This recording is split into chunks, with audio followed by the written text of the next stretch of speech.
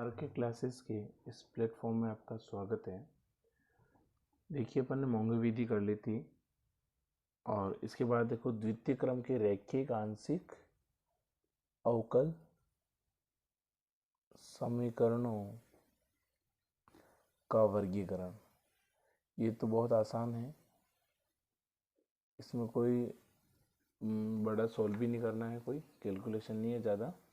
सिर्फ आपको जो इक्वेशंस आंशिक अवकल समीकरण दे रखी होगी तो उससे आपको देखना है कि ये किस तरीके की है, परवलय हैं, पैराबोलिक हैं, दीर्घवृत्त हैं मतलब एलिप्स हैं, या फिर अतिप्रवलय मतलब हाइपरबोलिक है। तो ये आपको यहाँ पे पता करना होगा, ठीक है। तो इक्वेशन किस टाइप की होगी देखो, आंशिक अवकल समीकरण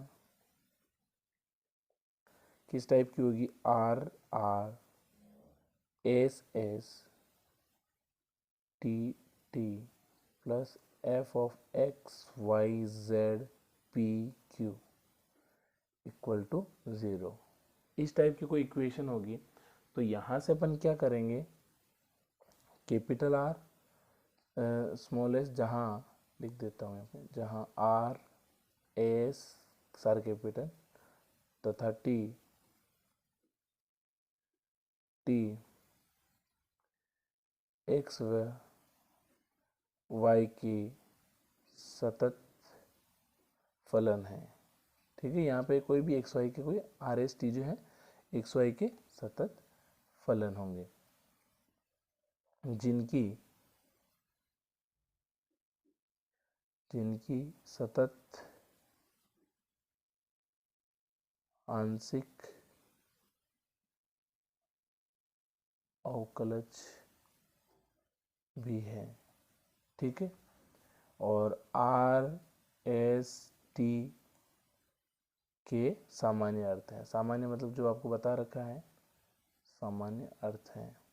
आर का मतलब del two Z upon del x square, S का मतलब del two Z upon del x del Y, और टी का मतलब है आपके del two Z upon del Y square, ठीक है। तो इसमें इसके अर्थ में कोई फर्क नहीं पड़ेगा। तो आर एस टी निकालना है आपको, ये निकल गया, बस यहाँ से इक्वेशन से डायरेक्ट आर एस टी निकाला। और करना क्या है आपको, इसमें आपको इसकी पता लगाना है कि इसका जो बिहेव ये कैसे बिहेव कर रहा है, परवलय होगा, ये क्या होगा। इसमें 3 कंडीशन, फर्स्ट पैराबोलिक है ना, पैराबोलिक, पैराबोलिक मतलब परवलय, परवलयिक है ना। तो ये कब होगा, इसके लिए देखो ए स्क्वायर माइनस 4RT अगर 0 हो जाए तो क्या होगा, परवलयिक होगा, पैराबोलिक होगा। सेकंड है इलिप्स, ये इलिप्टिक है ना, इलिप्टिक या इलिप्स बोलो एक बार। इलिप्टिक का मतलब हो गया दीर्घ वृत्तीय है ना, दीर्घवृत्त बनेगा इससे, दीर्घवृत्तीय। तो इसकी कंडीशन क्या है, ए स्क्वायर माइनस 4RT जो है अगर नेगेटिव हो जाए, इसकी वैल्यू है ना, 0 से कम मतलब नेगेटिव हो जाए तो ये कंडीशन लगेगी आपकी दीर्घवृत्तीय। और थर्ड है आपके हाइपर बोलिक, हाइपरबोलिक इसमें आ जाएगा आपके अति परवलयिक, ठीक है। तो यहाँ हो जाएगा आपकी कंडीशन क्या हो जाएगी, a square minus 4RT greater than 0, ठीक है। तो 3 ही कंडीशन बनेगी, 0 हो सकता है, नेगेटिव हो सकता है, पॉजिटिव हो सकता है। तो हाइपरबोलिक बनेगा जब पॉजिटिव हो, ठीक है। यहाँ पे देखो एक चीज़ और लिख देता हूँ नोट करके, कि अगर एक्स वाई जो है अगर कॉन्स्टेंट आए डायरेक्टली, जैसे 4 आया प्लस का तो अपन कह देंगे अति प्रबलय है। अगर माइनस का 4 आया मतलब जैसे माइनस की कोई भी संख्या है तो अपन दीर्घवृत्त लिख देंगे, और अगर 0 आ गया तो लिख देंगे परवलय। लेकिन कभी ऐसा भी तो हो सकता है कि एक्स वाई में है आर एस टी, आपका आ गया सिर्फ एक्स वाई आ गया, तब एक्स वाई क्या हो सकता है, एक्स वाई फिर अपन तीनों कंडीशन लिखेंगे उसमें, ठीक है, कि एक्स वाई, या यूँ मान लो कि जैसे एक्स आ गया आंसर में, अब एक्स आ गया तो एक्स को आप पॉजिटिव भी नहीं बोल सकते हो, नेगेटिव भी नहीं बोल सकते हो, जीरो भी नहीं बोल सकते हो, मतलब तीनों ही कंडीशन में से कोई सी भी हो सकती है। तो फिर अपन तीनों ही लिखेंगे कि अगर एक्स जीरो हुआ तो पैराबोलिक होगा, एक्स की वैल्यू जीरो से कम हुई मतलब नेगेटिव हुई तो इलिप्टिक होगा, और अगर पॉजिटिव हुआ तो अतिपरवलयिक होगा। ठीक है, तो ये तीनों कंडीशन पे बात करेंगे जब अपने जो ये एस स्क्वायर माइनस 4RT का जो मान है वो क्या आ जाए आपके एक्स वाई में आ जाए, तो है ना, तो उसमें अपन तीनों कंडीशन पे डिस्कस करेंगे। ठीक है, तो देखते हैं इसमें। देखो, अगर आपके अचर आता है ना, पहली कंडीशन RST अचर है तो कोई दिक्कत ही नहीं। अचर हो तो अवकल समीकरण की प्रवृत्ति सारे क्षेत्र में समान होगी, सारे क्षेत्र में समान होगी। समान होने का मतलब ये है कि कोई ये कॉन्सेंट है, जैसे मैंने बताया ना, अगर दो आता है तो इसमें चला जाएगा, जीरो आता है तो इसमें, तो कोई अगर कॉन्सेंट है तो उसका जो पूरा है एक्स वाई तल जो पूरा है, एक्स वाई जो तल पूरा है उसमें पूरे में उसका बिहेव जो उसकी प्रवृत्ति है वो समान रहेगी ऊपर वाले जैसे। लेकिन अगर ऐसा नहीं हो और ये एक्स वाई पे निर्भर करे, ठीक है, अगर सेकंड में मैं लिखता हूँ आपके, यदि आर एस टी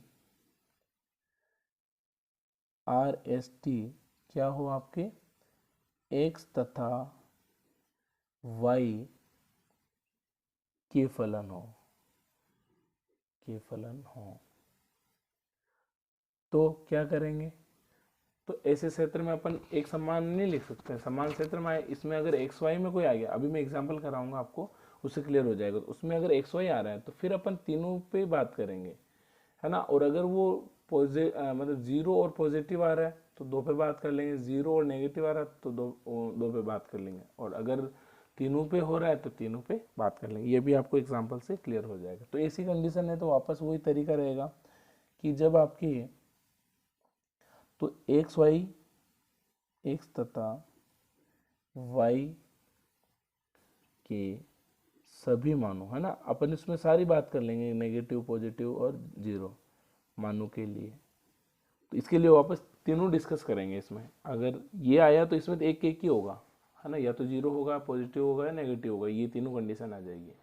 लेकिन अगर एक्स वाई में आया तो अपन तीनों पे बात करेंगे। तीनों कौन से, ए स्क्वायर, ये कही वापस इन तीनों पे 4RT अगर जीरो हो जाए, a square minus 4RT less than zero हो जाए, और a square minus 4RT greater than zero हो जाए, तो इसमें क्या बनेगा आपके परवलयिक, है ना। जैसे मैं बोल दूंगा कि एक्स और वाई दोनों जीरो हैं तो उस कंडीशन में अगर जीरो आ रहा होगा तो मैं बोल दूंगा परवलयिक है।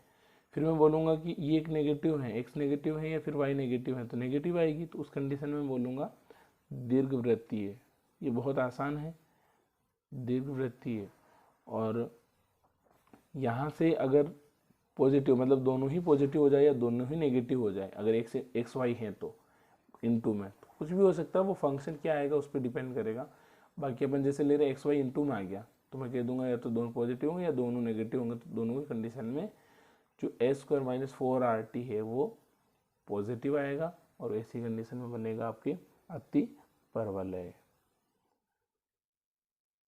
अति परवलयिक। ठीक है, तो ये तीन कंडीशन हो गई अगर एक्स वाई में आता है तो।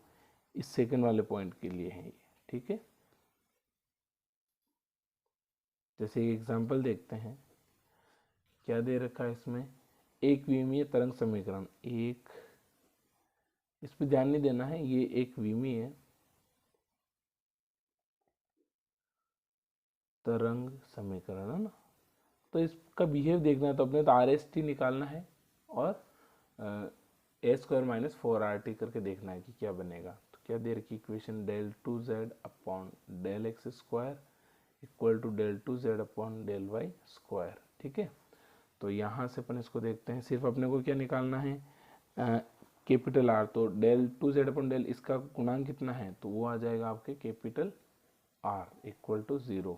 एस कैपिटल मतलब del two Z upon del x del y है ही नहीं यहाँ पे, तो 0 आ जाएगा, और ये तो 1 आएगा, है ना। यहाँ पे कोई नहीं है तो 1 तो है इसमें। फिर टी, टी इसका गुणा, इसको इधर ले जाएंगे ना, इसको ऐसे नहीं रखेंगे, इसको लिखेंगे D del two Z upon del x square minus del two Z upon del Y square equal to 0। तो टी का मान कितना हो जाएगा यहाँ से, माइनस का 1। आर की वैल्यू 1, एस की वैल्यू 0, टी की वैल्यू -1। अब अपने को क्या निकालना है यहाँ पे, ए स्क्वायर माइनस 4RT, ये निकाल के देखते हैं। सारे कॉन्सेंट है तो पूरे क्षेत्र में समान ही आएगा। समान कैसे, देखो मैं बताता हूँ। एस का मान 0 का स्क्वायर माइनस 4, आर की वैल्यू 1 और टी की वैल्यू -1, तो कितना आ जाएगा आपके 0 प्लस का 4 इक्वल टू 4। 4 क्या है, 0 से बड़ा आया, तो इस कंडीशन में देखो 0 से बड़ा मतलब क्या आ जाएगा आपके एक्स वाई तल में अति प्रबल है ना। एक्स वाई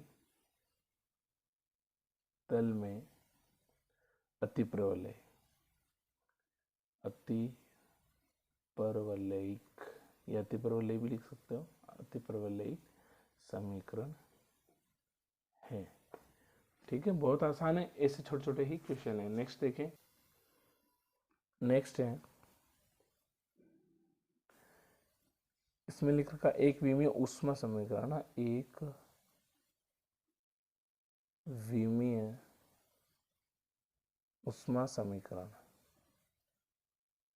इसकी प्रवृत्ति देखनी है आपको, है ना। एक्स वाई तल में del two Z upon del x square equal to, मतलब बिना समाकलन किए अपन उसको, उसकी प्रवृत्ति देख सकते हैं कि ये जो है, इसको अगर अपन सोल्व करेंगे, एक्स वाई में निकालेंगे, तो ये अतिप्रवलय बनेगा, दीर्घवृत्त बनेगा, या फिर आपके परवलयिक बनेगा। क्या बनेगा, अपन इसको डायरेक्ट ही निकाल पा रहे हैं, है ना। तो इसको अपन लिख सकते हैं del two Z upon del x square minus 1 upon C del Z upon del Y equal to 0, एक तरफ ले लेंगे। अब इसको सोल्व करते हैं। देखो यहाँ पे, इसमें अपने को चाहिए आर, कैपिटल आर, तो कैपिटल आर की वैल्यू कितनी है 1, small S del x del Y नहीं आ रहा है 0, capital T del two Z upon del Y square का कोफिशिएंट है ही नहीं तो 0, ये नहीं आएगा ना। अपने को सिर्फ आर एस टी निकालना है, बाकी नहीं निकालना है। तो देखो R square sorry S square minus 4RT, तो क्या आएगा, एस स्क्वायर मतलब 0 का स्क्वायर माइनस 4R की वैल्यू 1 और T की वैल्यू 0, तो क्या आ गया 0 माइनस 0, तो आ गया 0। तो जब 0 आता है तो क्या बनता है, ये बनता है आपके परवलयिक। पहली कंडीशन, तो तल में एक्स वाई ऊष्मा समीकरण क्या होगी, परवलयिक होगी, परवलयिक समीकरण है। ठीक है, परवलयिक समीकरण होगी इसमें। ठीक है, एक्स वाई ऊष्मा समीकरण में ये क्या होगी, आपके परवलयिक समीकरण होगी। नेक्स्ट एग्जांपल देखें, ये दे रखा है द्विविमीय द्विविम लाप्लास समीकरण। तो देखिए क्या होगा, del two Z upon del x square del two Z upon del Y square equal to 0। तो इसको सोल्व करते हैं। आर की वैल्यू क्या हो गई, कैपिटल आर की वैल्यू कितनी हो गई 1, स्मॉल एस है ही नहीं, और टी आपके हो जाएगा 1। तो यहाँ पे निकालना अपने को ए स्क्वायर माइनस 4RT, तो एस की वैल्यू 0 का स्क्वायर माइनस 4, आर की वैल्यू 1 और टी की वैल्यू 1, तो कितना आ जाएगा माइनस का 4, जो कि 0 से छोटा है। तो कौन सी कंडीशन बनेगी, इसमें क्या बनेगा, आपके दीर्घवृत्त बनेगा। नेगेटिव में, पॉजिटिव में अति प्रबल पॉजिटिव में अति प्रबल ठीक है, और 0 में प्रबल है, और अगर नेगेटिव आ जाएगा तो दीर्घवृत्त। तो यहाँ पे लिख देंगे अपन इसकी क्या बिहेव है। तो द्विविम लाप्लास समीकरण xy तल में कैसे बिहेव करेगी ये, दीर्घवृत्त से ना, पूरे में दीर्घवृत्त ही रहेगी, दीर्घवृत्तीय समीकरण। ठीक है, दीर्घवृत्तीय समीकरण। ठीक है, अब इसमें और एग्जाम्पल देखते हैं अपन। तो छोटे छोटे एग्जाम्पल अपन ने देखे हैं। आपकी क्वेश्चन किस टाइप से बनेगा देखो। फर्स्ट क्वेश्चन देखो, निम्न आंशिक अवकल समीकरणों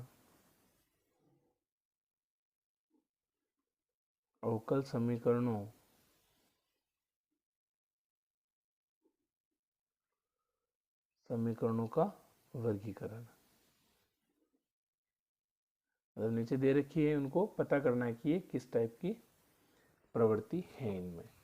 तो पहले आपको दे रखा है इसमें del 2u upon del x square, del 2u upon del x del y plus del 2u upon del y square equal to 0। तो इसको अपन पहले सोल्व कर लेते हैं, फिर सेकेंड वाला इसका करेंगे। तो यहाँ से देखो r की वैल्यू क्या आई, del 2 0 upon del x square का गुणांक आता है 1, तो यह 1 है। फिर s की वैल्यू कितनी है, 1 है, और t की वैल्यू कितनी है, इसकी वैल्यू भी 1 है, तो सारे 1 आ गए। अब यहाँ पे पता करना हमने को a स्क्वायर माइनस 4rt, इसकी वैल्यू पॉजिटिव आती है नेगेटिव आती है क्या आती है देखते हैं। तो ये s की वैल्यू 1 का square minus 4 into 1 into T की वैल्यू भी 1, कितना आ जाएगा 1 का स्क्वायर 1 माइनस 4, तो इक्वल टू -3, जो कि 0 से क्या है छोटा है। मतलब a स्क्वायर माइनस 4rt की जो वैल्यू है वो आपके आगे 0 से छोटी। तो इस कंडीशन में आपके क्या बनता है, दीर्घवृत्तीय। ठीक है, तो आंशिक अवकल समीकरण क्या बन गई यहाँ पे, ये प्रवृत्ति यहाँ से पता चल जाएगी। तो आंशिक अवकल समीकरण दीर्घवृत्तीय है। ठीक है, क्या हो गया यहाँ पे, आंशिक अवकल समीकरण क्या हो गया, दीर्घवृत्तीय, क्योंकि इसकी जो वैल्यू है वो नेगेटिव आ गई। इसका बी वाला del 2u upon del x square plus x del 2u upon del x del y plus y del 2u upon del y square equal to 0। ठीक है,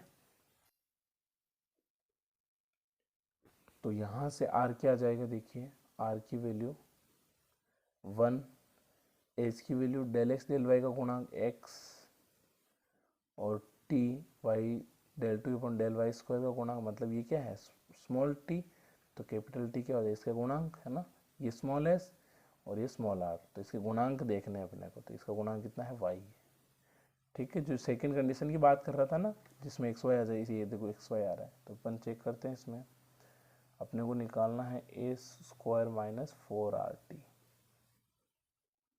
इक्वल टू s की वैल्यू x minus 4r और t की value y, तो ये क्या आ जाएगा एक्स स्क्वायर माइनस 4y।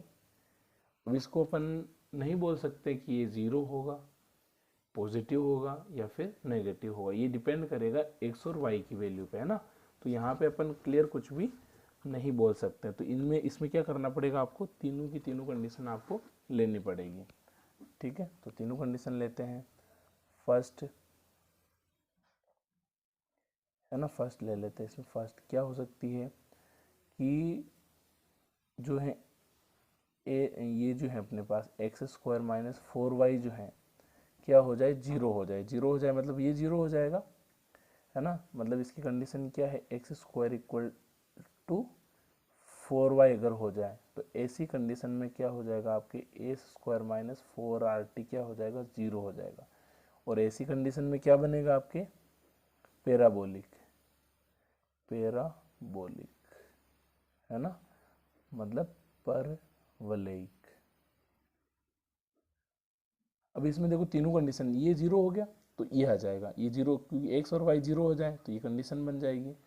ऐसा भी पॉसिबल है कि एक्स स्क्वायर माइनस 4y जो है आपके, ये आपके नेगेटिव आ जाए, ठीक है, ये बड़ी वैल्यू हो जाए, ये छोटी वैल्यू हो जाए। जैसे यहाँ मैंने 1 रख दिया और यहाँ पे मैंने 2 रख दिया तो ये माइनस का 7 आ जाएगा, तो माइनस की हो सकती है, पॉसिबल है ऐसा।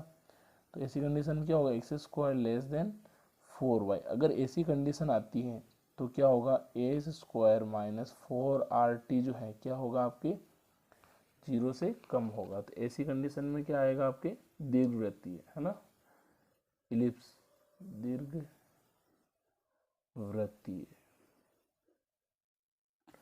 ठीक है। और तीसरी कंडीशन क्या बन सकती है, तीनों कंडीशन पे बात करेंगे। एक्स स्क्वायर माइनस 4y जो पॉजिटिव भी हो सकता है, जैसे यहाँ पे मैं ले लेता हूँ 5 और यहाँ पे ले लेता हूँ 1, तो 25 माइनस 4 पॉजिटिव हो सकता है। अपन तीनों कंडीशन की बात कर रहे हैं, है ना, तो कोई सी भी कंडीशन इसमें हो सकती है। तो जब भी एक्स वाई में ऐसा कुछ आए तो आप तीनों कंडीशन पे बात करेंगे कि ठीक है, तो ये पॉजिटिव हो सकता है, तो इसका मतलब हो गया x square greater than 4y, है ना। अगर ऐसी कंडीशन आए मतलब ये ग्रेटर देन है, इसका मतलब क्या हुआ, यहाँ से अपन क्या लिख सकते हैं, ए स्क्वायर माइनस 4RT जो है आपके क्या होगा, पॉजिटिव होगा। और पॉजिटिव कंडीशन में क्या करेंगे, क्या बनेगा, ये अति परवलयिक,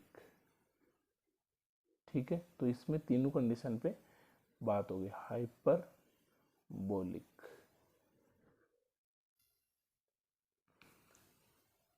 नेक्स्ट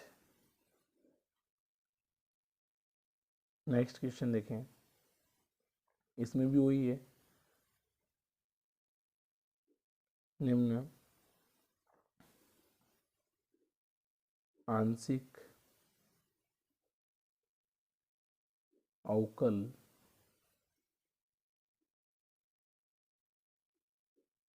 समीकरणों का को वर्गीकृत कीजिए, मतलब इनकी प्रवृत्ति निकालनी है कि क्या दीर्घवृत्त हैं, परवलय हैं या अति परवलय हैं, ये अपने को इसमें चेक करना है। तो देखो फर्स्ट वाला इसमें दे रखा है Y square del 2u upon del x square minus del 2u upon del Y square plus 4u equal to 0, ठीक है। तो यहाँ से अपन RST निकालते हैं। देखो कैपिटल R क्या दे रखा है इसमें, वाई स्क्वायर, है ना, एस इसमें डेल एक्स डेल वाई है ही नहीं तो 0, और कैपिटल टी यहाँ पे क्या आ जाएगा -1 वाई स्क्वायर, ये है ना स्मॉल टी, तो स्मॉल टी के आगे वाला कैपिटल टी और स्मॉल आर के सामने वाला, मतलब आगे इसका जो गुणांक है वो है कैपिटल आर। एस है ही नहीं तो एब्सेंट है तो 0, और टी की वैल्यू होगी -1। अब निकालना है इसमें अपने को S square minus 4RT, S मतलब 0 का स्क्वायर, 4R की वैल्यू वाई स्क्वायर और टी की वैल्यू -1, ठीक है। तो ये कितना हो जाएगा 4y स्क्वायर, है ना। तो ये क्या हो गया आपके पॉजिटिव होगा एक हिसाब से, और 0 भी हो सकता है। देखो दो कंडीशन पे बात करेंगे क्योंकि देखो नेगेटिव तो होगा नहीं, करना। तो पहली कंडीशन इसकी क्या हो सकती है कि अगर y है जो वो 0 हो जाए तो क्या होगा, 4y स्क्वायर भी 0 ही होगा। इसी कंडीशन में जब ऐसा हो जाए तो क्या होगा, इस कंडीशन में क्या होगा, ए स्क्वायर माइनस 4RT जो है 0 हो जाएगा। और जब 0 हो जाएगा तो क्या बनेगा आपके परवलयिक, वलयिक। ठीक है, लेकिन ऐसा भी तो पॉसिबल है कि 4y² पॉजिटिव हो जाए। y² तो पॉजिटिव या तो 0 होगा या फिर पॉजिटिव होगा, नेगेटिव पॉसिबल नहीं है, नेगेटिव नहीं हो सकता है, क्योंकि y अगर नेगेटिव भी हुआ तो ऊपर स्क्वायर लगा हुआ है। ठीक है, तो उस कंडीशन में भी यही कंडीशन पॉजिटिव ही बनेगी। तो ऐसी कंडीशन में आएगा आपके a² - 4rt ग्रेटर देन 0। तो जब वैल्यू पॉजिटिव हो जाएगी तो क्या बनेगा आपके अति पर वलयिक। ठीक है, ये बनेगा यहाँ पे परवलयिक। अब दीर्घवृत्त नहीं बनेगा, दीर्घवृत्तीय नहीं बनेगा। इसका कंडीशन, इसका कारण ये है कि ये कभी 4y² नेगेटिव नहीं हो सकता, 0 हो सकता, y 0 होने पे 0 हो सकता है तो परवलय बनेगा। लेकिन y² y की जैसे मैं वैल्यू रख देता हूँ यहाँ पे -2, तो -2 का स्क्वायर 4, 4 × 4 प्लस का 16, तो वो तो अति परवलय बनेगा, पॉजिटिव में आ गया ना वो। तो हर एक में ये कंडीशन है ना। तो ये इसमें दोनों इंक्लूड हो गए, दीर्घवृत्त जो वाला भी इसी में आ गया। तो दीर्घवृत्त तो होगा नहीं इसमें, क्योंकि ये हमेशा या तो पॉजिटिव होगा या फिर 0 होगा। मैंने बोला भी था उसमें कि ये तीनों कंडीशन चेक करनी है, लेकिन तीसरी कंडीशन तो यहाँ पे नहीं बन रही है, तो 2 ही कंडीशन चेक करेंगे। नेक्स्ट, इसका भी part x del 2u upon del x² plus 3 del 2u upon del x del y plus y del 2u upon del y² plus 5 del u upon del y equal to 0। ठीक है, तो यहाँ पे अपन निकालेंगे r, small r का coefficient गुणांक capital R होता है, तो यहाँ से हो जाएगा x, स्मॉल s हो गया 3 और t हो गया आपके y। अब निकालना है आपको a² - 4rt। तो s की वैल्यू होगी 3 का स्क्वायर माइनस 4, r की वैल्यू x और t की वैल्यू y। तो ये हो गया 9 - 4xy। ठीक है, तो यहाँ से कुछ पता चल रहा है क्या कि ये पॉजिटिव होगा, नेगेटिव होगा या 0 होगा? नहीं पता चल रहा है। तो ऐसी कंडीशन में आपको वापस तीनों कंडीशन देखनी है। यदि 9 - 4xy अगर आपके 0 हो जाए तो ऐसी कंडीशन में क्या होगा, a² - 4rt भी 0 हो जाएगा। और 0 वाली कंडीशन कौन सी है आपके? परवलय, है ना, परवलयिक। ठीक है, ये आ जाएगा। ये फर्स्ट कंडीशन हो गई। यदि 9, इसको आप यूँ भी लिख सकते हो, यहाँ पे आ गया 9 - 4xy अगर आपके ये हो गया नेगेटिव तो क्या बनेगा, यूँ भी लिख सकते हैं 9 < 4xy, एक ही कंडीशन है। तो यहाँ से अगर ऐसा आता है तो a² - 4rt जो है ये आपके बनेगा नेगेटिव, और नेगेटिव बनेगा तो क्या बनेगा, ये दीर्घवृत्तीय है ना, दीर्घवृत्तीय, ये वाली कंडीशन। ठीक है, और यदि ऐसी कंडीशन हो जाए कि 9 - 4xy जो है आपकी पॉजिटिव हो जाए, मतलब 9 > 4xy हो जाए, तो क्या होगा इस कंडीशन में, a² - 4rt जो है पॉजिटिव हो जाएगा। और पॉजिटिव होने पे क्या बनेगा आपके अति परवलयिक। ठीक है, तो ये तीनों कंडीशन होगी, तीनों ही कंडीशन पॉसिबल है। इससे पहले वाले में नहीं था क्योंकि उसमें नेगेटिव हो ही नहीं सकता था, लेकिन इसमें तो हो सकता है, नेगेटिव हो सकता है ये। ठीक है, जैसे मैं x की वैल्यू 5 ले लेता हूँ और y की वैल्यू 1 ले लेता हूँ, देखो नेगेटिव हो रहा है।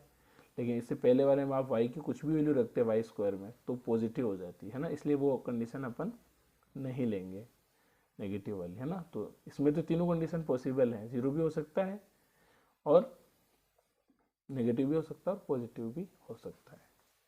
ठीक है, जैसे मैं x की वैल्यू ले लूँ 1/4, y की वैल्यू ले लूँ 9, तो 4 से 4 कैंसिल, 9 - 9 0, तो ये भी पॉसिबल है।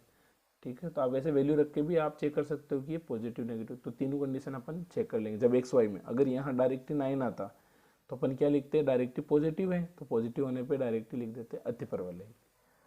ठीक है, तो एक्स वाई में आए तो आपको तीनों कंडीशन देखनी है। अगर कोई कॉन्स्टेंट संख्या है 0 1 2 3 या -1 -2 3 या कोई भी ऐसी संख्या है जिससे पता चले क्लियर कि ये पॉजिटिव है, नेगेटिव है या फिर जीरो है, तो वहाँ पे अपन इन तीनों में से एक कंडीशन ही करेंगे। लेकिन एक्स वाई में आ गया तो आपको तीनों ही कंडीशन देखनी है। नेक्स्ट एग्जाम्पल, इसमें भी क्या देखना है, समीकरण का एक्स वाई तल में वर्गीकरण है ना, एक्स वाई तल में वर्गीकरण, इसका मतलब ये है कि एक्स वाई तल में ये कैसे बिहेव करेगा। तो क्वेश्चन क्या दे रखा है, x square y del two Z upon del x square plus x y del two Z upon del y del x minus y square del two Z upon del Y square equal to 0। तो यहाँ पर निकालते हैं अपन, क्या है are की value क्या है, स्मॉल आर ये है, स्मॉल आर के कोफिशिएंट गुणांक देखना अपने को, तो क्या है x square y, s del two Z upon del y del x, ये क्या है आपके स्मॉल एस, तो ये आ गया कैपिटल एक्स, और टी ये स्मॉल टी है तो कैपिटल टी क्या हो गया माइनस वाई स्क्वायर। तो यहाँ पे भी अपन तीनों कंडीशन पे बात करेंगे क्योंकि एक्स वाई में आ रहा है पूरा। तो निकालते हैं, देखो यहाँ पे एस स्क्वायर माइनस 4RT, इसका मतलब हो गया एक्स वाई, आर का मतलब हो गया एक्स स्क्वायर वाई, और टी का मतलब हो गया माइनस वाई स्क्वायर। तो देखो क्या आएगा, x square y square minus minus plus 4x square और वाई क्यूब। तो दोनों से देखिए एक चीज़ कॉमन आ रही है, x square y square common आ रहा है, 1 + 4y बचेगा। अब देखो ये इस पर कोई डिपेंड करना नहीं है क्योंकि हमेशा ही पॉजिटिव ही आएगा। यहाँ से पता चल रहा है ना आपको कि हमेशा क्या होगा, पॉजिटिव ही आएगा, कि एक्स स्क्वायर वाई स्क्वायर क्या आएगा, हमेशा पॉजिटिव आएगा या जीरो हो सकता है। तो डिपेंड करेगा 1 + 4y पे। ठीक है, तो इनसे अपन ले लेते, यदि 1 + 4y अगर जीरो हो गया तो ऐसी कंडीशन में क्या होगा, ए स्क्वायर माइनस 4RT भी, ये जीरो हुआ पूरा जीरो, मतलब ए स्क्वायर माइनस 4RT की वैल्यू क्या हो जाएगी, जीरो हो जाएगी। और जीरो होने पे क्या बनेगा, परवलयिक, परवलयिक। ठीक है, अब देखो 1, यदि ऐसी कंडीशन हो जाए, यदि 1 + 4y जो है नेगेटिव हो जाए तो क्या होगा, ए स्क्वायर माइनस 4RT भी क्या हो जाएगा, नेगेटिव हो जाएगा, है ना। ये नेगेटिव मतलब ये इसकी वैल्यू भी नेगेटिव हो गई, तो नेगेटिव होने पे क्या बनेगा, दीर्घ वृत्तीय। और 1 प्लस, यदि ऐसी कंडीशन आ जाए, यदि 1 + 4y अगर पॉजिटिव हुआ तो ये तो पॉजिटिव ही है ना, और ये भी पॉजिटिव हो गया, तो ओवरऑल क्या हो जाएगा आपके ए स्क्वायर माइनस 4RT पॉजिटिव हो गया। और पॉजिटिव होने पे क्या बनता है आपकी अति परवलय, परवलयिक। ठीक है, तो ये तीनों कंडीशन आपको समझ में आ गई होगी। इसको यूँ भी लिख सकते हैं, यहाँ से y की वैल्यू निकालना चाहो तो y ग्रेटर देन -1, ये इसको इधर भेजा 4 में। ठीक है, तो ये भी लिख सकते हो। तो ये तीन कंडीशन बनेगी, x पे डिपेंड नहीं कर रहा है। ठीक है, ये हमेशा पॉजिटिव ही देगा, है ना। तो सिर्फ डिपेंड 1 + 4y से अपने को पता चल गया, ये अगर जीरो होगा तो परवलय होगा, ये नेगेटिव होगा तो दीर्घवृत्तीय होगा, और पॉजिटिव होगा तो अति परवलय होगा। एग्जाम्पल नंबर 4, यहाँ पे भी वही है, आंशिक अवकल समीकरण का वर्गीकरण। ठीक है, तो क्या होगा, x log y r + 4yt = 0। ठीक है, तो इसको अपन अगर सोल्व करेंगे तो क्या आएगा, कैपिटल आर, स्मॉल आर का कोफिशिएंट होता है कैपिटल आर, तो x log y, ऐसे कंफ्यूज नहीं होगा कि सर यहाँ तो del two Z upon del x square नहीं लिखा हुआ, लेकिन आर लिखा हुआ ना, आर का कोफिशिएंट है तो कैपिटल आर होता है, ठीक है। एस क्या है, एस नहीं दे रखा है तो S zero, T small T का गुणांक 4y। अब यहाँ से अपन निकाल लेते हैं a square minus 4RT equal to S zero का स्क्वायर माइनस 4R का मतलब है x log y और t का मतलब है 4y। तो क्या आ जाएगा ये आपके माइनस का 16x log y। तो यहाँ पे अभी पता नहीं चल रहा है क्या कंडीशन बन रही है, तो देखो अपन अलग अलग कंडीशन बना के इसको चेक कर लेते हैं। एक्स वाई में आ गया तो देखो x ऋणात्मक हुआ, x ऋणात्मक तथा y धनात्मक,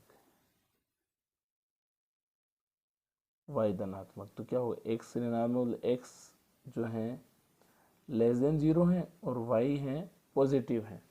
तो ऐसी कंडीशन में क्या बनेगा, ये पहले से ही नेगेटिव है, मतलब यहाँ रख के देख लो, जीरो यहाँ नेगेटिव रखा तो पॉजिटिव हो गया, ये पॉजिटिव है, तो ओवरऑल क्या हो गया, ए स्क्वायर माइनस 4RT क्या हो जाएगा आपके ग्रेटर देन जीरो, मतलब ए स्क्वायर ग्रेटर देन 4RT। या इसी से अपन लिख सकते हैं कि ये क्या होगा, अति परवलय होगा, अति परवलयिक है, ठीक है, यह आ जाएगा। अब देखो सेकंड कंडीशन है ना, केस फर्स्ट केस सेकंड, ठीक है, ये फर्स्ट हो गया, ये सेकंड हो गया।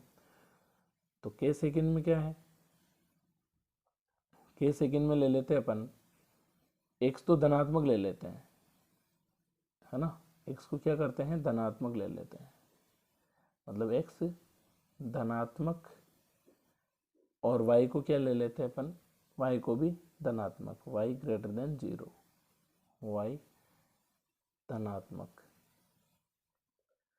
तो दोनों अगर धनात्मक है और बाहर माइनस लगा हुआ है, इसका मतलब होना क्या है, ए स्क्वायर माइनस 4RT जो है आपके ये हो जाएगा नेगेटिव, है ना, मतलब ए स्क्वायर लेस देन 4RT भी लिख सकते हैं इसको। नेगेटिव होने पे क्या बनेगा आपके, क्या बनेगा, दीर्घ वृत्तीय, ठीक है।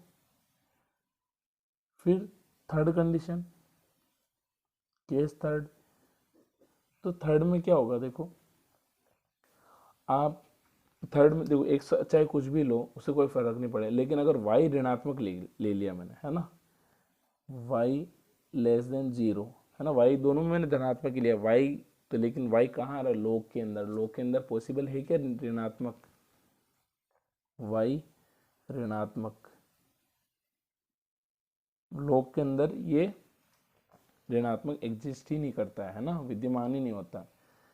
तो अगर y ऋणात्मक हुआ तो log y क्या हो जाएगा, अर्थहीन। अर्थहीन का मतलब इसका कोई मतलब नहीं रह जाएगा, क्योंकि यहाँ पे जो log के अंदर आती है, कभी भी देख लेना, बाहर माइनस जरूर आ सकता है लेकिन log के अंदर जो वैल्यू है वो कभी भी ऋणात्मक नहीं होती, कभी नहीं होती है, ठीक है। तो log y जो है क्या हो जाएगा, अर्थहीन हो जाएगा, क्योंकि y क्या हो गया, ऋणात्मक हो गया, ठीक है। तो अर्थहीन काल्पनिक काल्पनिक राशि है, तो इसमें अपन कुछ भी नहीं बोल सकते हैं, ठीक है। तो यहाँ पे अपन कुछ भी नहीं बोल सकते हैं कि ये परवलय, अति परवलय, दीर्घवृत्त क्या बनेगा, यहाँ पे अपन कुछ भी नहीं लिखेंगे, क्योंकि यहाँ से स्पष्ट ही नहीं हो रहा है, क्योंकि लोग के अंदर अगर ऋणात्मक ले रहे हो तो फिर ये पॉसिबल ही नहीं है कि ये क्या बनेगा, ठीक है। तो यहाँ पे अपन लिख देंगे कि y ऋणात्मक होता है तो इसमें कुछ भी नहीं कह सकते हैं, ठीक है। ऐसे नहीं बोलना है कि परवलय अति परवलय हो गया, दीर्घवृत्त तो सर ये परवलय हो जाएगा, नहीं, ये पॉसिबल ही नहीं है। यहाँ पे x को क्यों नहीं लिखा, x चाहे कुछ भी हो, x से कोई लेना देना ही नहीं, जब log y ही एग्जिस्ट नहीं कर रहा है, विद्यमान ही नहीं है ये, तो फिर आगे की बात ही नहीं करनी, तो ये अर्थहीन काल्पनिक राशि हो जाएगी, ठीक है। नेक्स्ट एग्जाम्पल,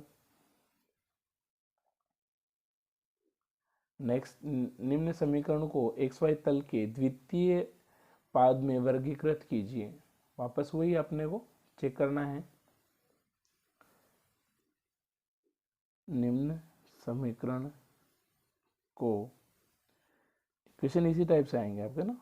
वर्गीकृत मतलब उसकी प्रवृत्ति देखनी है कि वो एक्स वाई तल में किस टाइप से बिहेव करेगा। कि द्वितीय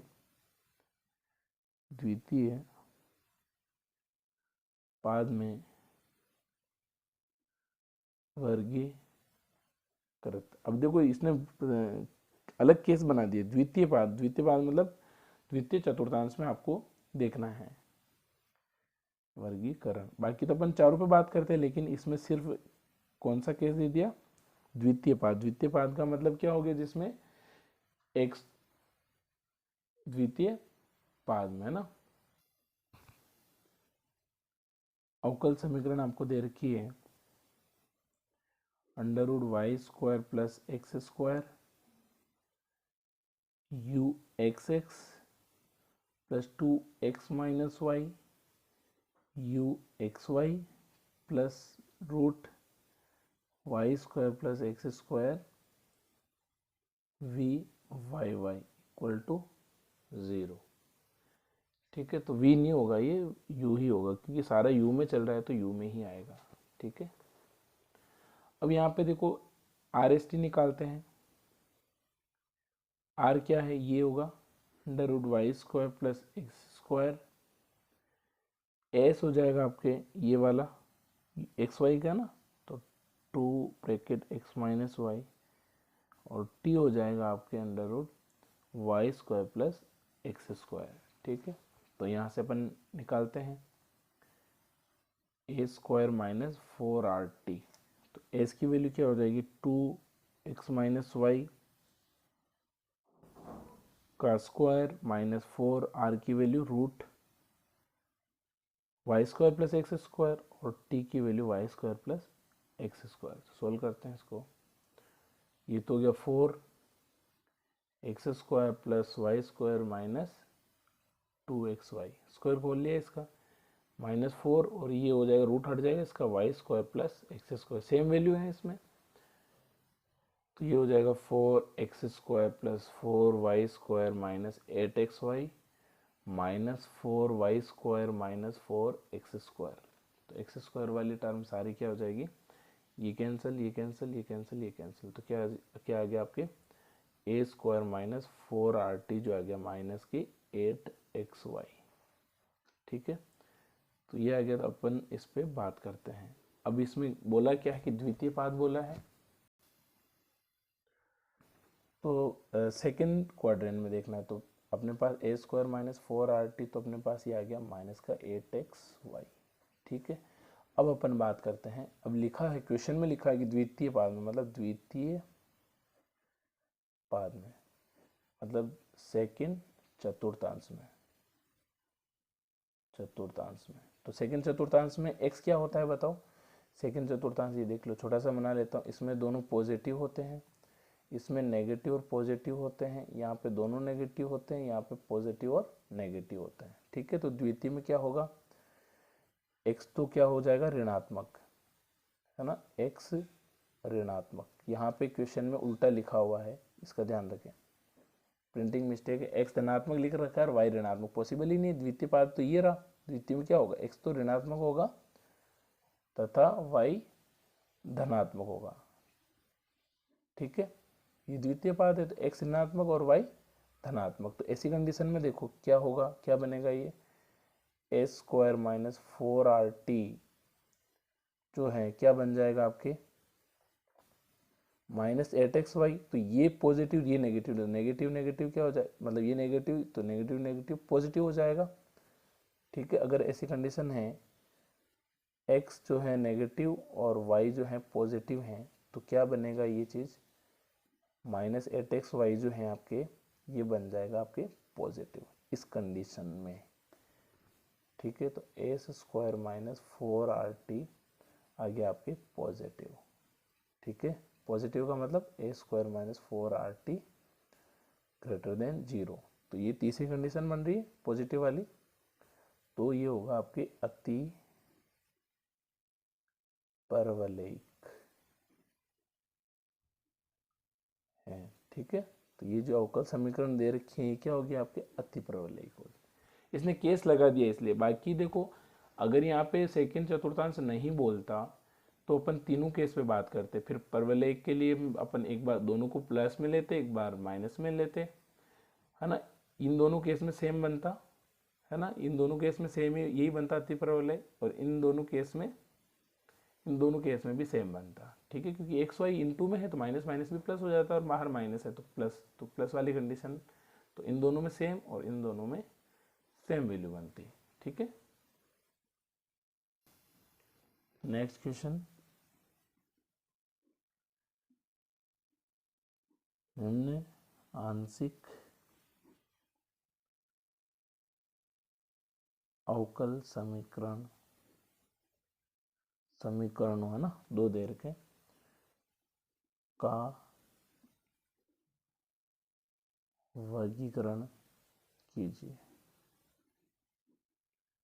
तो इसमें ए दे रखा है del 2u upon del x square plus del 2u upon del y square equal to del u by del y। तो यहाँ से देखो एस की वैल्यू क्या आर की वैल्यू क्या बन रही 1, टी अपने इसमें है ही नहीं, और नहीं एस इसमें नहीं है, और टी क्या बन रहा है आपके 1। तो क्या आ जाएगा आपके ए स्क्वायर माइनस 4r t। ठीक है, तो एस की वैल्यू 0 का स्क्वायर माइनस 4, आर की वैल्यू 1 और टी की वैल्यू 1। तो क्या आ जाएगा 0 माइनस 4, तो माइनस 4 मतलब ये आ गया आपकी नेगेटिव। तो ए स्क्वायर माइनस 4r t जो है आपकी ये बना है 0 से कम, है ना, 0 से कम वैल्यू आ गई। तो ऐसी कंडीशन में नेगेटिव में क्या बनता है आपके, ये बन जाएगा दीर्घवृत्तीय। ठीक है, इन्होंने क्या कर रखा है, इसको अलग मेथड से कर रखा है ना। अलग मेथड मतलब अब अपने को थोड़ा ना पता है इसको अलग मेथड से, यहाँ पे तो सिर्फ यही लिखा हुआ कि वर्गीकरण करना है अपने को। ठीक है, मतलब इसकी प्रवृत्ति देखनी, तो आर एस टी निकाल के ही अपन निकालेंगे। ठीक है, तो यहाँ कोई स्पेशल केस नहीं लगाना है। अब इन्होंने क्या करा, A11 A22 मतलब वो सेकंड वाले मेथड से इसको सारणिक बना के सोल्व कर रखा है, और लिख रखा परवलयिक है। ठीक है, तो अपने को कंफ्यूज नहीं होना है, जो दे रखा है उसके अकॉर्डिंग आप सोल्व कर लीजिए। तो ये लेस देन 0 आया मतलब नेगेटिव आया, नेगेटिव में दीर्घवृत्तीय होगा। इसी में सेकंड क्वेश्चन दे रखा है बी del 2 मतलब u एक्स एक्स और plus u y y equal to u z z. अब इसमें जरूर वो लगेगा, इसमें जरूर सेकंड वो जो सारणिक वाला है मेथड वो लगेगा, वो मैं इसी में बता दूंगा कि कैसे क्या करना है। तो इसको मैं ऐसे लिख सकता हूँ del 2u by del x square plus del 2u upon del y square, और यहाँ पे आ जाएगा minus del 2u upon del z square equal to 0। तो ये कंडीशन देखो आर एस। अब ये इसको क्या लिखोगे आप, टी तो नहीं लिख सकते हैं इसको, है ना। तो देखो ये अलग कंडीशन है, तो इसको अपने को सारणिक से करना पड़ेगा, जहाँ यहाँ पे A11 निकालेंगे। ठीक है, इसका मेथड मैं आपको इसी से समझा दूंगा। A11 का मतलब होगा आपके फर्स्ट वाला 1, A22 मतलब y का स्क्वायर, ये जो है आपके टी का गुणांक होगा A22 1, और फिर अगला जो होगा जो z में होगा वो A33, और अगर यहाँ पे और होता तो उसको अपन ले लेते A44। ठीक है, तो -1, बाकी सारी टर्म 0 हो जाएगी। ठीक है, टर्म का मतलब एक्स वाई नहीं है, वाई जेड नहीं है, ये सारे 0 हैं, तो इसका मतलब हो जाएगा आपके 1 2, है ना, A13 A21 A23 A31 और A32 सारे क्या हो जाएंगे 0। डेल जो सारणिक बनाएंगे इसी के अकॉर्डिंग अपन देखेंगे कि परवलय बन रहा है दीर्घवृत्त। इसमें पहले वाला मेथड नहीं लग रहा था, ए वाले में लग रहा था, इसमें नहीं लग रहा है क्योंकि ये चीज़ एक्स्ट्रा आई है। तो क्या होगा A11 A12 A13 A21 A22 A23 ये तो आपको आता होगा सारणी का, A31, A32 और A33। तो इसकी वैल्यू निकालते हैं अपन, डेल इक्वल टू 1 0 0 0 1 0 और 0 0 -1। ठीक है, तो इसका मान क्या आ जाएगा आपके, यहाँ से निकालो इसका मान 1। तो इसमें प्लस माइनस से कोई मतलब नहीं, या तो प्लस माइनस में दोनों में एक कंडीशन लगती है, जीरो में एक कंडीशन लगती है। तो एक के लिए मान निकालेंगे अपन, तो क्या आ जाएगा 1 0 और 0 -1, बाकी 0 + 0। तो ये आ गया आपके 1 और ये -1 प्लस -1 -0, ये तो 0 ही है, तो सारी वैल्यू क्या है -1 आ गई। तो डेल जो है नॉट इक्वल टू 0 आया। ठीक है, तो यहाँ से अपन निकालेंगे इसका फाइव पे डिपेंड करेगा कि परवलय बनेगा, अति परवलय या दीर्घवलय क्या बनेगा। तो इसमें क्या करते हैं अपन, A11 ये फॉर्मूला है, del square plus A22 del 2 square plus A33 del 3 square. तो क्या बनेगा, ये 1 1 और ये -1 बनाते, ये तो 1 into del 1 square, 1 into del 2 square और -1 इंटू डेल 3 स्क्वायर। तो यह आ जाएगा डेल 1 स्क्वायर, डेल 2 स्क्वायर और डेल 3 स्क्वायर। अब यहाँ से कुछ ऋणात्मक धनात्मक कुछ पता चल रहा है क्या, क्या है, अनिश्चित है, अनिश्चित जो क्या है, यहाँ लिख दो, जो कि अनिश्चित है। अर्थात इसका मतलब ये हो गया कि धनात्मक भी हो सकता है, धनात्मक भी हो सकता है तथा ऋणात्मक भी हो सकता है, तो ऐसी कंडीशन जब भी आ जाए ऋणात्मक धनात्मक, अगर डेल वाले में, ठीक है, कुछ भी पता नहीं चल पा रहा, तो ऐसी कंडीशन को अपन लिखते हैं अति परवलय। अति परवलय, इसका मैंने आपको मेथड नहीं समझाया क्योंकि मैंने इसी में आपको समझा दिया। ठीक है, और अगर इसमें धनात्मक आता या फिर ऋणात्मक आता तो भी इसको आप मतलब अति परवलय ही लिखते हैं दोनों ही कंडीशन में। ठीक है, तो अनिश्चित वाली स्थिति में अपन अति परवलय लेंगे, और अगर निश्चित हो जाता है कि ये अगर धनात्मक आता तो इसको अपन क्या ले लेते, दीर्घवृत्तीय ले लेते। ठीक है, तो चलो एक क्वेश्चन और है इसका, अपन उसको कंप्लीट इसी मेथड का है जो मैं आपको समझा दूं। एग्जाम्पल नंबर 7, ये आपको इसमें भी वही लिखा हुआ है, आंशिक अवकल समीकरण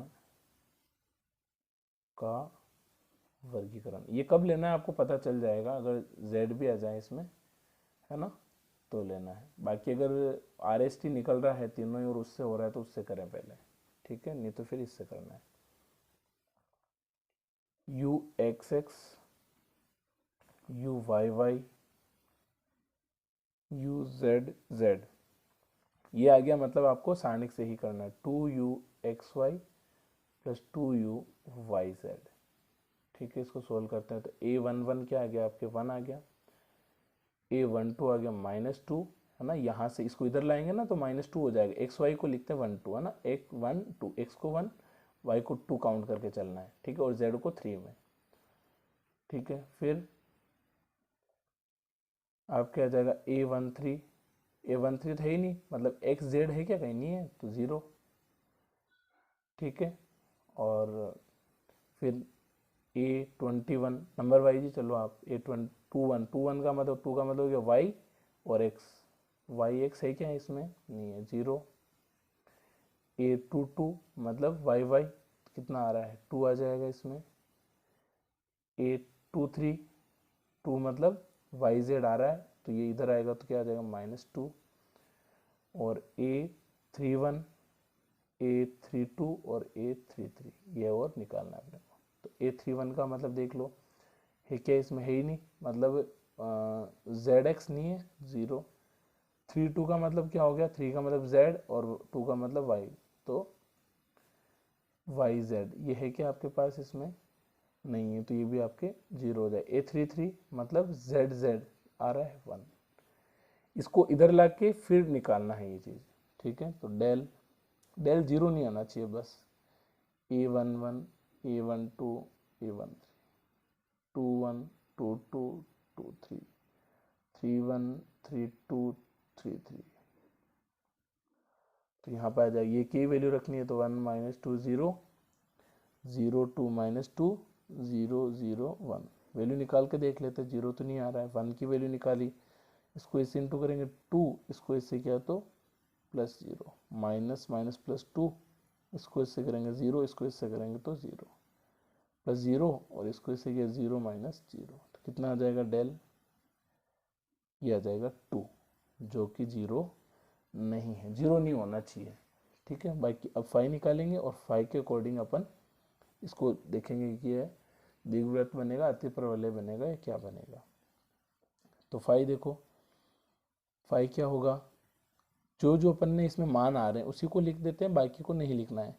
1 1 का मान आ रहा है तो A11 del 1 square plus A12 का भी मान आ रहा है तो डेल 1 डेल 2, ये इसी के अकॉर्डिंग डेल आएगा, ये ध्यान रखें। प्लस A13 तो डेल 1 डेल 3, A21 तो डेल 2 डेल 1 प्लस A22 तो डेल 2 का स्क्वायर प्लस A23 में आ जाए डेल 2 डेल 3 प्लस A31, है ना, जो जो वैल्यू, तो है ना, तो ये अपन इसमें एक बार तो सारे लिख देते हैं, फिर वैसे ही 0 होनी है। तो del 3 del 1 plus A32 del 3 del 2। अगर आप वही वैल्यू रख दो तो और ज़्यादा बढ़िया है, 0 हो रही है उसको लिखने की ज़रूरत नहीं है, लेकिन अपन एक सारे लेके चलते हैं, फिर उसमें 0 कर देंगे। तो यहाँ पे आ जाएगा 3 तो डेल 3 का होल स्क्वायर, ठीक है। तो फाई क्या बनेगा आपके, इसमें वैल्यू बन रही है, इसकी वैल्यू क्या है अपने पास 1 है, तो 1 रख दीजिए। डेल 1 स्क्वायर माइनस 1 2 की वैल्यू A12 -2 है तो -2 डेल 1 डेल 2 प्लस A22 की वैल्यू क्या है 2 है तो 2 डेल 2 स्क्वायर माइनस 2 3 की वैल्यू क्या है -2 तो -2 डेल 2 डेल 3, और 3 3 की वैल्यू जो है आपके 1 है तो 1 रख देंगे, 1 इंटू डेल 3 का स्क्वायर, ठीक है। फाई ये 1 2 में है और ये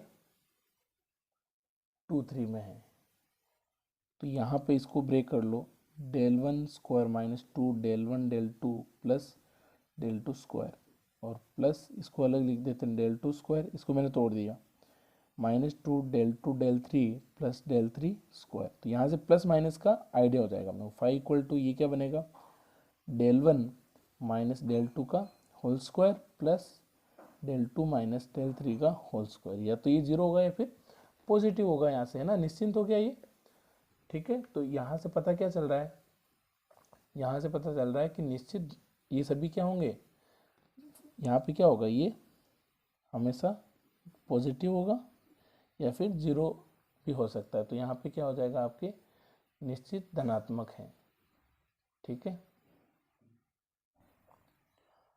तो यहाँ पे हो जाएगा आपके निश्चित phi equal to del 1 del 2 del 3, ये मत लिखो, यहाँ पे नहीं लिखना है, डेल 1 डेल 2 डेल 3 की सभी मानों के लिए निश्चित धनात्मक है। निश्चित धनात्मक है तो निश्चित धनात्मक में क्या आता है आपके, अतः दी गई समीकरण क्या हो जाएगी, मैंने बताया था अगर धनात्मक में आ जाएगी तो दीर्घवृत्तीय। बस 2 ही क्वेश्चन थे इसके जो अपन ने कर लिए, दीर्घवृत्तीय है, ये इसका आंसर हो गया। यही तो निकालना था, इसकी प्रवृत्ति निकालनी थी। तो हमेशा आपको पहले डेल निकालना है, 0 आ जाए तो उसको इसमें अलग कंडीशन बन जाएगी आपके, बाकी अगर 0 नहीं बना तो आगे जो है A11 डेल 1 डेल 2 ये निकाल लेंगे, फिर इसके यहाँ से पता चल जाएगा कि ये धनात्मक है या फिर ऋणात्मक है। इससे पहले वाले में जो अपन ने किया था एग्जाम्पल नंबर 6 में, उसमें पता ही नहीं चल पा रहा था कि वो धनात्मक होगा या ऋणात्मक। तो ऐसी कंडीशन में क्या होगा, आपकी अतिप्रवलय वाली कंडीशन बनेगी। ठीक है, तो यहाँ पे क्लियर पता चल गया कि धनात्मक है तो ये होगा दीर्घवृत्तीय। Thank you. और इसके साथ ही आपके ये कंप्लीट होता है चैप्टर। Thank you.